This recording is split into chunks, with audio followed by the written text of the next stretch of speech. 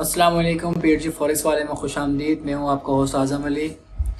तो उम्मीद करता हूँ सब प्रॉफिट में होंगे कल वाले ट्रेड्स के बाद, क्योंकि मैंने बताया था सबको कि जाहिर सी बात है जिस तरीके से मार्केट की मूवमेंट हुई थी कल के दिन में, और मार्केट 1766 के पास तकरीबन क्लोज हुई थी। उसके बाद मैंने बताया था कि बाई का कोई चैनल बन नहीं रहा, कोई स्ट्रक्चर नहीं बना है फ़िलहाल, तो हम बाई की तरफ देख नहीं सकते। तो उसके बाद मैंने बताया था कि जिस तरीके से मैंने पेड ग्रुप में भी सिग्नल दिया था और फ्री वाले चैनल पे भी सिग्नल दिया था कि मैंने बाई करवाया था 55 के एसएल के साथ, और हमने उसमें तकरीबन 60 पिप्स प्रॉफिट बनाया। देन हम लोगों ने जो है उसके बाद फिर हमने नीचे से ट्रेड ली और अच्छा प्रॉफिट बनाया। तो अब तक के लिए जो मार्केट की मूवमेंट थी उसको हमने देखा है कि किस तरीके से मार्केट ने मूव करा है, और बहुत ख़तरनाक अंदाज में मार्केट गिरी है। तो इस वक्त जो मार्केट का सिनेरियो बन रहा है और दिख रहा है मेरे को, तो मुझे ऐसा लगता है कि मार्केट 1727 को लाजमी कंप्लीट करेगी एरिया को ऊपर जाने के लिए। तो उसके अलावा अब चलते हैं चार्ट की तरफ और देखते हैं कि कल के बारे में, कि कल हमारा मार्केट मोमेंट क्या रहेगी। जी, तो यहाँ पर हमारा चार्ट खुल गया है और चार्ट पे हम देख रहे हैं जिस तरीके से मार्केट इस वक्त 1740 के करीब है, और मैंने ये डे वन का चार्ट ऑन करा हुआ है। तो डे वन का चार्ट ऑन करने की वजह ये है, यूजुअली मैं एच वन पे काम करता हूँ, लेकिन एच वन पे भी अगर हम देखेंगे तो कुछ भी बैक पे कुछ दिखेगा नहीं, इसलिए एच वन का चार्ट नहीं खोला हुआ, डे वन का चार्ट खोला हुआ। ये देखें, ये एच वन पे कुछ भी नहीं दिख रहा है कि कहाँ की सपोर्ट्स आएंगी और रेजिस्टेंस हैं, तो इसलिए डे वन का चार्ट खोला है ताकि चीज़ें क्लियर हो सकें। तो सबसे पहले मैं इसका एक एरिया, जिसको हम डिमांड एरिया भी कह सकते हैं, मैं वो ज़रा कर लेता हूँ मार्क। मार्केट इस वक्त इस एरिया में है, और तकरीबन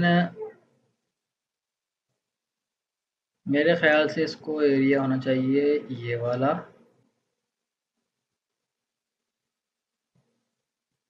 ये एरिया है मेरे हिसाब से। इस हिसाब मार्केट को एक बार 1727 से लेके 30 वाला एरिया लाजमी टेस्ट करना है हर हाल में, अगर इसने ऊपर जाना है तो लाजमी टेस्ट करना पड़ेगा इसको, ये एरिया 1727 का। तो कल के लिए मैं आप लोग को ये कह सकता हूँ कि फिल वक्त बाय में बैठने से बेहतर है, या तो अगर आपकी इक्विटी आपको इजाज़त देती है तो आप यहाँ 1740 से भी बाय करें, और 1727 या 28 बाय लिमिट लगा लें अपनी, और 1718 का एसएल होना चाहिए। यानी कि जो मेरी तरफ से ट्रेड है वो 1727 की बाय लिमिट है, और 1718 आपका स्टॉप लॉस है।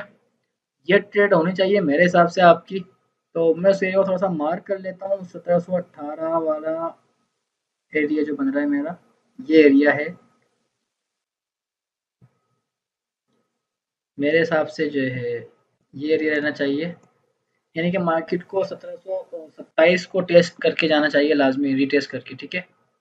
अच्छा, उसके अलावा मैं यहाँ किसके अगर सपोर्ट और रेसिस्टेंट ड्रॉ करूँ, जहाँ जहाँ मार्केट को थोड़ा सा वो मिल सकता है। मिसाल के तौर पे अभी मार्केट जिस तरीके से चढ़ी है, तो हो सकता है कि 1770 टच करने के बाद वापस गिरे। इस बात को ध्यान में रखना है, ये ट्रेड लॉन्ग टर्म हो सकती है, क्योंकि ये डे वन का चार्ट है। तो डे वन के चार्ट के अंदर ज़्यादा जो चीज़ें हैं वो लॉन्ग टर्म में हो सकती हैं।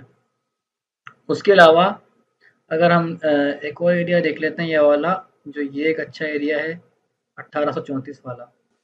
तो ये जो एरियाज बन रहे हैं, तो मेरे हिसाब से मार्केट में जो मोमेंट है वो कुछ इस तरीके से आ सकती है कि इस वक्त जहाँ पर खड़ी हुई है मार्केट, यहाँ से ये इस एरिया को रिटेस्ट करे, देन ये ऊपर जाए, और फिर नीचे एक अच्छी सपोर्ट वापस उठाकर, और ये जाएगी 1800 और 1830 के लिए। तो मैं ज़्यादा दूर की बात तो नहीं करूँगा फ़िलहाल, क्योंकि जो इस वक्त की मोमेंट है। लेकिन मुझे ऐसा लगता है कि मार्केट 1745-46 जाकर वहाँ से दोबारा डिप लेगी, 1727-28 पे आकर और पिन बनाकर निकल जाएगी।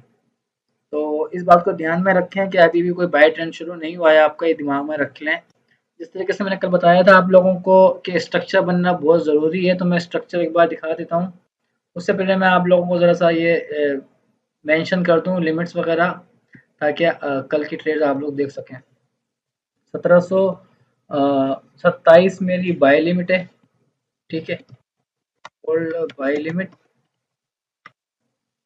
1727 और स्टॉप लॉस होगा इसका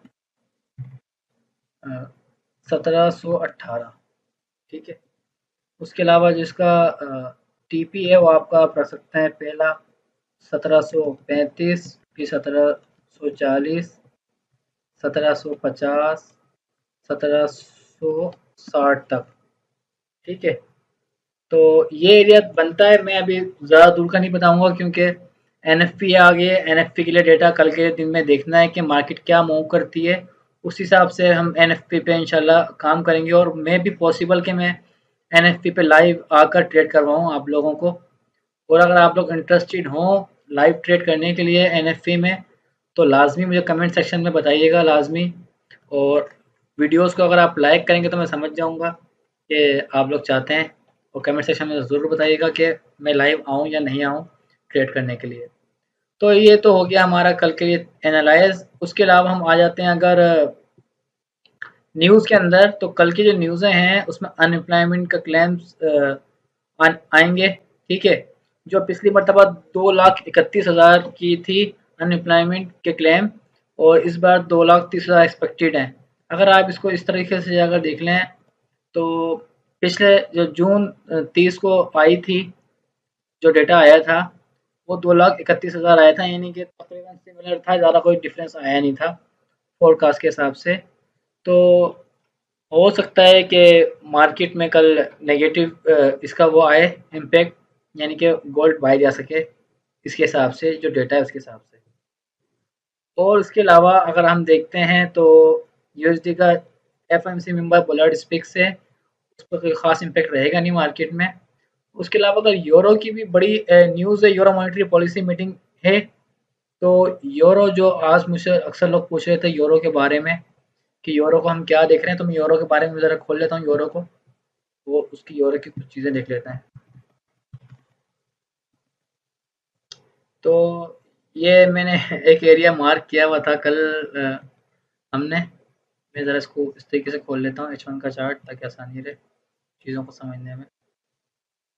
तो इसके अंदर अगर आप देखें तो मार्केट ने फिर यहाँ से स्ट्रक्चर बनाना शुरू करा है। अच्छा, मैं स्ट्रक्चर का बता रहा था, जैसे मिसाल के तौर पे अब इसको आप देखें, अगर इसको 5 मिनट का चार्ट खोलें तो ये स्ट्रक्चर बनाना शुरू कर दिया मार्केट ने। अगर इस एरिया को ब्रेक करे, यानी कि 1019 इसको ब्रेक करके जैसे ही आएगा नीचे रिटेस्टिंग के लिए, वहां से बाय बनेगी इसकी बहुत अच्छी।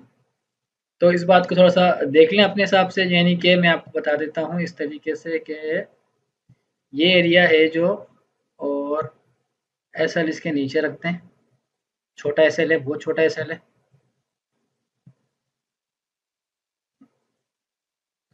और ट्रेड जो लेनी है बाय करनी है हमने, अभी मार्केट यहाँ पर है, इसको जब पहले क्रॉस करने दिया जाए ऊपर की तरफ, मैं उसका वो बना देता हूँ, इसका बड़े टाइम फ्रेम में खोल लेता हूँ। ये मैंने बड़ा टाइम फ्रेम खोल दिया। तो सबसे पहले मार्केट को ऊपर की तरफ ब्रेक करने दिया जाए, और चाहे तो बाय स्टॉप भी लगा सकते हैं, ठीक है। वरना मैं आपको बता देता हूँ थोड़ा सा सिनेरियो। पहले ये मार्केट जब जाएगी ऊपर, ऊपर जाके लाजमी ये इस एरिया से गिरेगी।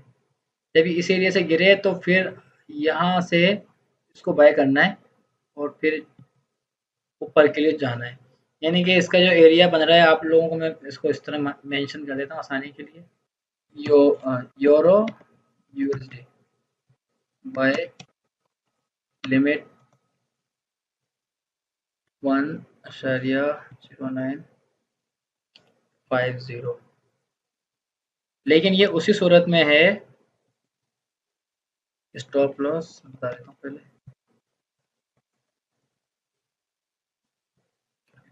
0.1605। ये उसी सूरत में है कि मार्केट पहले जाएगी ऊपर, रीटेस्ट करने जब आएगी दोबारा, उसके बाद ही ट्रेड लेनी है, उससे पहले ट्रेड नहीं लेनी।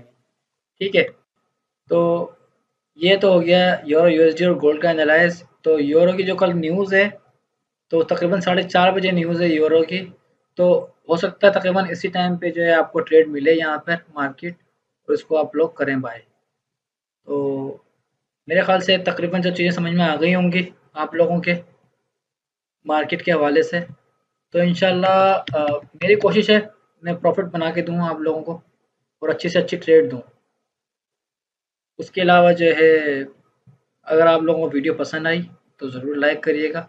मुझे ज़रूर बताइएगा एनएफपी के लिए आप लोग रेडी हैं या नहीं है, तो हम लोग इंशाल्लाह एनएफपी पे लाइव ट्रेड करेंगे। उसके अलावा अगर आप लोग मेरा पेड ग्रुप ज्वाइन करना चाहते हैं, तो आप मेरे दिए हुए डिस्क्रिप्शन लिंक में जो है आईपी के ज़रिए ज्वाइन कर सकते हैं मेरे को। और हमारे आईपी के ज़रिए एक्सएनएस का अकाउंट बनाकर, और उसमें मिनिमम 50 से $100 डिपॉजिट करके आप मेरे को बताएं, तो मैं आपको इंशाल्लाह ऐड कर दूंगा लाइफ टाइम पेड में। और अगर आप नहीं करना चाहते अपना ब्रोकर चेंज और ब्रोकर वही रखना चाहते हैं, तो उसकी फ़ीस है $30 मंथली। अगर आप चाहें तो इस तरफ ज्वाइन कर सकते हैं। तो उम्मीद है आप लोग को समझ में आ गई होंगी चीज़ें जो चल रही है मार्केट की सिचुएशन इस वक्त। तो इंशाल्लाह मिलते हैं फिर कल नेक्स्ट वीडियो में, तब तक के लिए अल्लाह हाफिज़।